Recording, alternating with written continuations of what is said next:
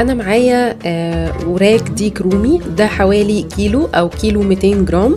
بخلي الراجل يقطعهولي قطع، يعني مش الفخذ كامل. تمام. بيتباع في السوبر ماركت او حتى عند الراجل بتاع الفراخ برضو بيبيعوا قطع. خدته غسلته كويس قوي وصفيته، وبعد كده نشفته بورق نشاف وجهزته لعمل الطاجن. ومعايا كمان معلقه سمنه، بطاطس متقطعه مكعبات، دي بطاطسايه واحده.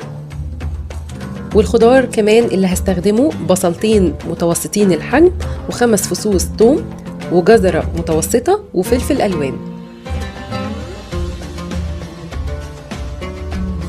والتوابل اللي هستخدمها هتكون 4 ورقات لورا، وكمان ليمون ناشف، كزبرة ناشفة، فلفل أسود، جنزبيل وقرفة ورشة من الزعتر، و4 فصوص من الحبهان.